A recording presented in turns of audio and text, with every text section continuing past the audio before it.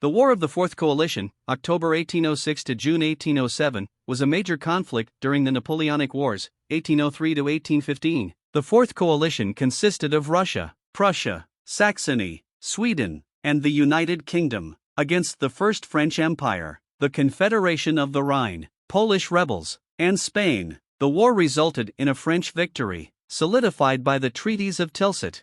While most historians consider the previous Napoleonic conflict, the War of the Third Coalition, to have ended by July 1806, there was no general peace between the Third and Fourth Coalition Wars. Russia, Sweden, and the United Kingdom remained at war with France the entire time. The birth of the Fourth Coalition, therefore, is often marked by Prussia's entry into the war, though Prussia had stayed neutral during the previous 11 years of war. Concerns over France's rising hegemony in Central Europe led King Frederick William III of Prussia, r. 1797–1840, to declare war on French Emperor Napoleon I, r. 1804–1814, 1815, on October 9, 1806. But the Prussians were woefully underprepared and were soundly defeated by the French Grande Armée at the double battle of Jena Auerstedt, October 14. Berlin fell to the French 2 weeks later.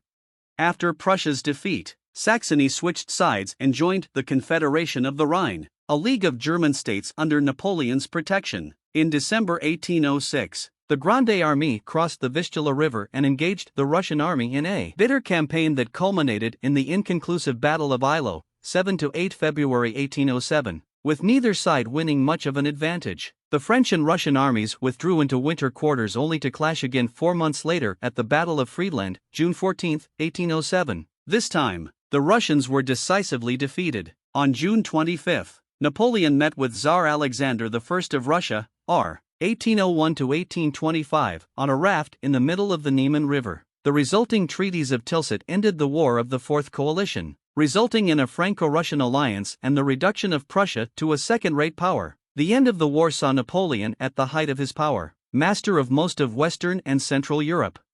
On December 2, 1805, Napoleon's Grande Armée shattered an Austro-Russian force at the Battle of Austerlitz. As the broken Russian army limped back into Hungary, Austria sued for peace, exiting the war on December 26 after ceding significant territory to Napoleon's allies. The following March, the French ousted the House of Bourbon from the throne of Naples, which was handed to Napoleon's brother, Joseph Bonaparte. Although Britain, Russia, and Sweden fought on, the Third Coalition was dead, and the triumphant Napoleon was left to redraw the map of Europe. In July 1806, he established the Confederation of the Rhine, a league of German states under French protection that included Bavaria, Württemberg, Baden, and several others. Since these states were required to leave the Holy Roman Empire, this directly resulted in the empire's dissolution, dramatically shifting the balance of power in Central Europe. This disturbed the Kingdom of Prussia, whose own dominance of northern Germany was now challenged. Since 1795, Prussia had managed to stay neutral in the French Revolutionary and Napoleonic Wars, though this stance had become increasingly difficult as the tendrils of French influence spread into Germany. At the start of the War of the Third Coalition, France persuaded Prussia to maintain its neutrality by offering to give it Hanover. However, several Prussian ministers recognized the danger that France posed to Prussian interests, and a war party soon formed in Berlin, centered around the Queen Consort Louise of Prussia, L. 1776–1810. In early October 1805, Queen Louise's war party gained traction when French soldiers crossed through the Prussian territory of Ansbach without permission on their way to attack Austria. This blatant violation of Prussia's sovereignty enraged Prussian officials. At the urging of his wife, King Frederick William III began mobilizing his armies. The Prussian king agreed to mediate peace talks between France and the coalition powers and secretly promised to join the war against Napoleon if such talks failed. However, before the Prussians could finish mobilizing, Napoleon triumphed at Austerlitz and the Third Coalition unraveled shortly thereafter.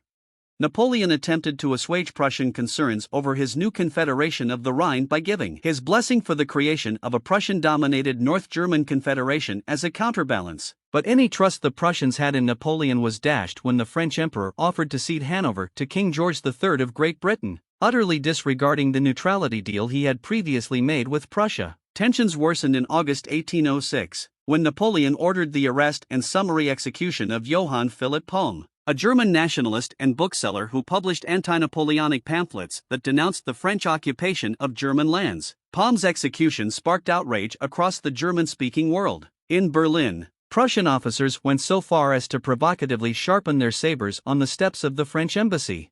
Frederick William could no longer ignore the outcry for war. In August 1806, he once again began mobilizing his army. Napoleon anticipated the declaration of war and began massing his troops along the southern border of Saxony. On October 1, 1806, Prussia issued an ultimatum, demanding the withdrawal of all French troops across the Rhine and the recognition of a North German Confederation under Prussian control. When Napoleon failed to respond, Frederick William formally declared war on October 9, joined by his ally, the Electorate of Saxony, together with Russia, Sweden, and Britain. These nations formed the Fourth Coalition.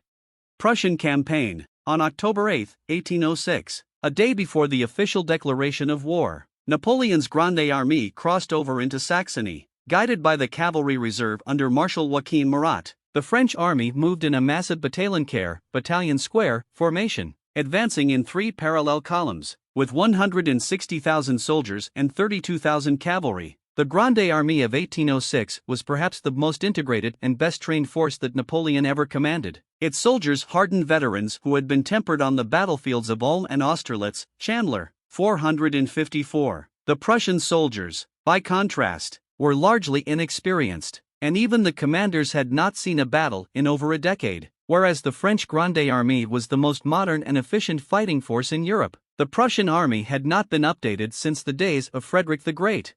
The first major action of the campaign took place on October 10, when French Marshal Jean Lannes Vicourt, leading the leftmost French column, approached the town of Saalfeld. Here, they encountered the Prussian advance guard under Prince Louis Ferdinand, a nephew of the Prussian king. Although he was outnumbered, the prince decided to hold his ground and opened fire on the French troops as they emerged from the woods. After hours of desperate fighting, the French gained the upper hand, and Prince Louis Ferdinand was killed as he led a charge against the French center. At the loss of 1,700 men, the Prussian advance guard fled back across the Saale River, the defeat delivering a major blow to Prussian morale. The Prussian commander-in-chief, Charles William Ferdinand, Duke of Brunswick, 1735–1806, held a war council, where it was decided that Brunswick's main army of 65,000 men would beat a northeasterly retreat toward Leipzig. Their retreat would be covered by a rear guard under Prince Hohenlohe, positioned near the town of Jena. Napoleon, meanwhile, correctly surmised that the concentration of Prussian forces in the Erfurt-Weimar area precipitated a movement to the northeast. However, he mistakenly believed that it was Brunswick's main force encamped at Jena, rather than just the Prussian rear guard. On October 13, Napoleon ordered his main army to prepare an attack on Jena. He ordered 2 corps, under Marshals Louis-Nicolas Davout and Jean Bernadotte, to march to the north to fall upon the enemy rear. Battle was joined at Jena the next morning. Hohenlohe's 38,000 Prussians put up a fierce fight but were unable to withstand the 96,000 French soldiers. By 2:30 p.m., Hohenlohe's entire army was in flight. 4 hours, the fleeing Prussians were relentlessly pursued and cut down by Murat's cavalry. Meanwhile, near Auerstedt, Marshal Davout's 3 corps of 15,000 men encountered Brunswick's main army. Although he was hopelessly outnumbered, Davout stood his ground. Despite losing a quarter of its strength, his 3 corps withstood several Prussian assaults. Before long, the Duke of Brunswick was mortally wounded and most of the other senior Prussian commanders were wounded or captured. Noticing that the enemy was confused and demoralized, Davout ordered a countercharge, which succeeded in breaking the Prussian line. The twin battles of Jena and Auerstedt succeeded in breaking Prussia's will to fight. In the following days, French troops spread across Prussia, capturing key fortresses often without having to fire a shot. On October 25, the French occupied Berlin, with Davout's 3 corps given the honor of entering first. With the fall of Berlin, Prussia was effectively knocked out of the war. In just 19 days, the Prussians had lost 65,000 casualties and 150,000 prisoners, compared to only 15,000 French casualties. Entering Berlin a day after Davout, Napoleon apparently visited the tomb of Frederick the Great, remarking to his marshals, "If this man were alive, I would not be standing here now." Roberts, 423. As the French continued to mop up Prussian resistance, Marshals Bernadotte, Soult, and Murat chased a Prussian corps under Gebhard von Blücher to Lübeck in the so-called pursuit of the Three Marshals. Blücher capitulated on November 7.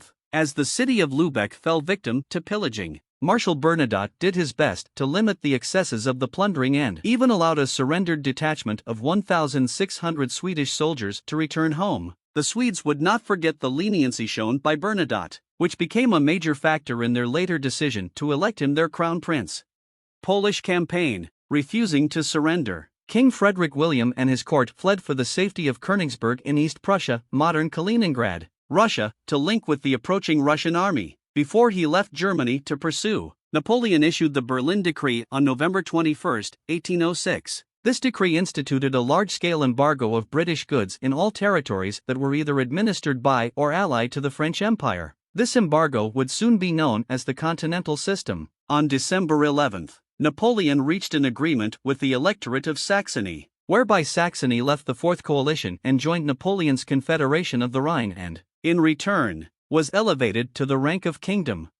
Napoleon then set out for Prussian-occupied Poland, which was already in the midst of a popular uprising, brought on by anti-conscription rioting. Entering Warsaw on December 19, Napoleon was greeted with fanfare by the local Polish population, who hailed him as a liberator. The Poles had been deprived of their nationhood by the three partitions of Poland, in 1772, 1793, and 1795, which had divided up Polish lands between Prussia, Russia, and Austria. Now, the Poles saw Napoleon as the man to help them win back their freedom. Although he was careful not to make any explicit promises, Napoleon relished his role as Poland's deliverer and saw the value of a French client state on Russia's doorstep. He reorganized 6 Polish departments into a semi-autonomous political entity overseen by a council of 7 Polish nobles. This polity would soon become the Grand Duchy of Warsaw, ruled by Napoleon's new ally King Frederick Augustus of Saxony.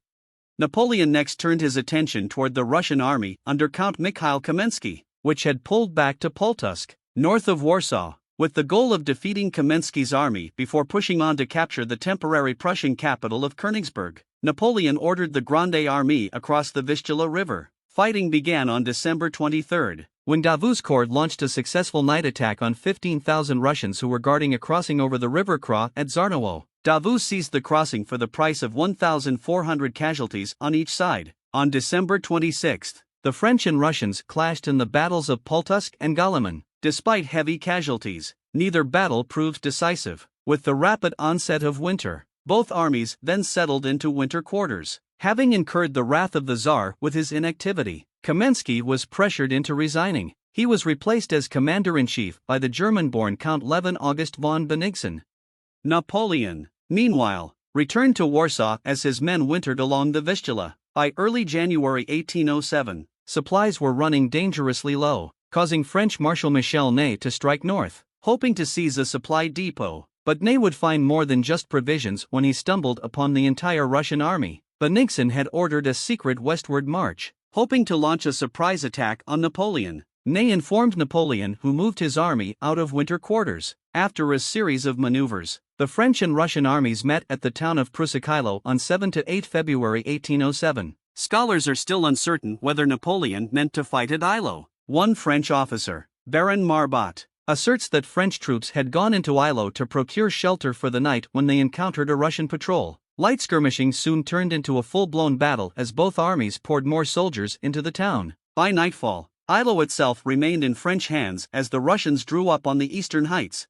Battle resumed the next morning, amidst a driving snowstorm. After an artillery duel, Napoleon sent Marshals Soult and Augereau to pin down the Russian army, hoping to win time for additional units to arrive on the field. However, both French corps were badly mauled and forced back into Eylau, where they were pursued by Russian troops. The subsequent street-to-street fighting nearly led to Napoleon's capture. The day was salvaged when Marshal Murat led a massive 11,000-man cavalry charge that smashed through the Russian center and bought Napoleon time to reform his army. As more French corps arrived that evening, Bennigsen decided to cut his losses and retreat. Though Napoleon claimed victory, Eylau was actually a bloody stalemate. In the aftermath of Eylau, both armies withdrew back into winter quarters.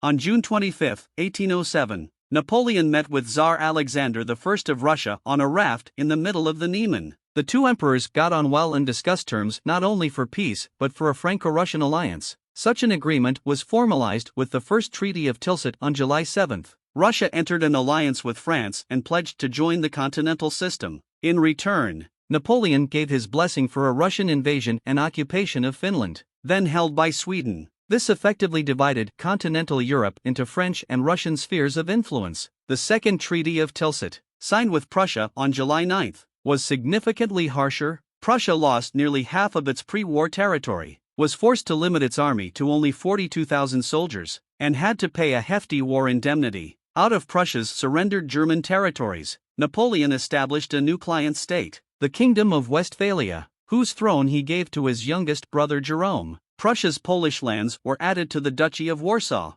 Thus, the treaties of Tilsit ended the War of the Fourth Coalition. Having extended his control over most of Western and Central Europe, Napoleon was arguably at the height of his power. While Prussia had been reduced to a second-rate power and Russia had been forced into an unfavorable alliance, the peace secured at Tilsit would not last long. Napoleon's invasion of Portugal later that year would spark the bloody Peninsular War, 1807–1814, and Austria would seize its chance to strike in the War of the Fifth Coalition, 1809.